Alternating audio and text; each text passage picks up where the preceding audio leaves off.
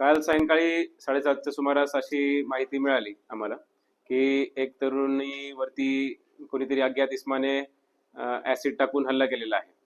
तिच्या पीडितच्या आईला सुद्धा जेव्हा विचारलं तेव्हा आईचं सुद्धा असंच प्राथमिक दृष्ट्या म्हणणं होतं.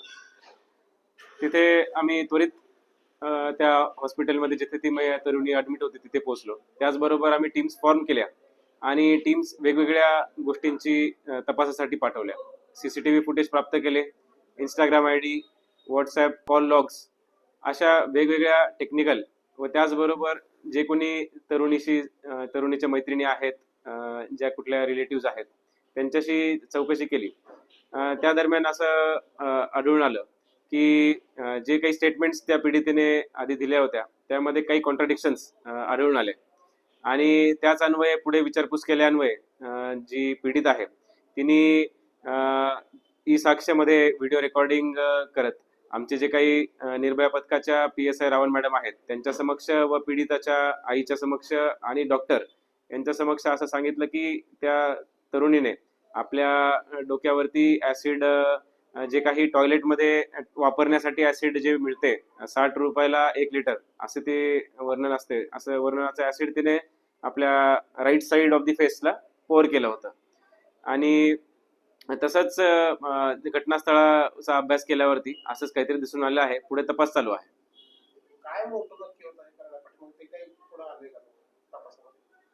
अजूनपर्यंत जसं की मी सांगितलं, ई साक्ष्यामध्ये व्हिडिओ रेकॉर्डिंगच्या अनुषंगाने पीडितेने जबाब दिलेला आहे. त्यामध्ये तिचं असं म्हणणं आहे की ती ऍक्च्युली लिव्हर पेशंट आहे. काही वर्षांपासून तिचे जे काही ट्रीटमेंट चालू आहे आणि त्याच्या अनुषंगाने काही अडचणींना तिला सामोरे जावं लागलं होतं आणि काही स्ट्रेस होता आणि त्याच्याच अनुषंगाने हा तिने पाऊल हे टोकाचं उचललेलं आहे. पुढे अजून तपास चालू आहे, निष्पन्न होईल.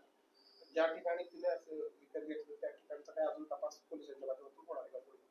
आम्हाला त्यांनीच तरुणीनेच जे ठिकाण आहे, जे दुकान आहे जिथून तिने ऍसिडची बॉटल खरेदी केली आहे त्याचं लोकेशन आणि वर्णन सांगितलं आहे. तिथे आता जाऊन आम्ही जे काही सीसीटीव्ही फुटेज आहे त्याची कन्फर्मेशन करणं आता चालू आहे.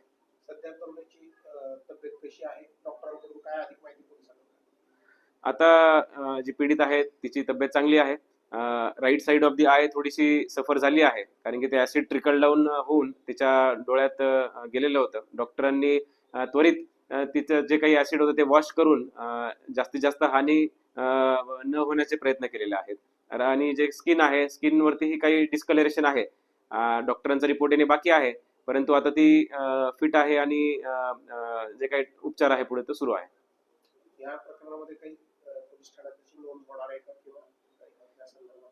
काल जो काही तपास झाला त्यामध्ये वेगवेगळे सीसीटीव्ही फुटेज चेक करणं असेल, टेक्निकल एव्हिडन्सेस गॅदर करणं असेल, स्टेटमेंट्स असेल पीडितचे, हे संपूर्ण ह्या चौकशीची स्टेशन डायरी नोंद पोलीस स्टेशनमध्ये घेतलेली आहे आणि पुढे जसा तपास पुढे येईल आणि ज्या गोष्टी समोर येतील त्या अनुषंगाने गुन्हा दाखल करण्याची तजवीज सुद्धा आम्ही ठेवलेली आहे.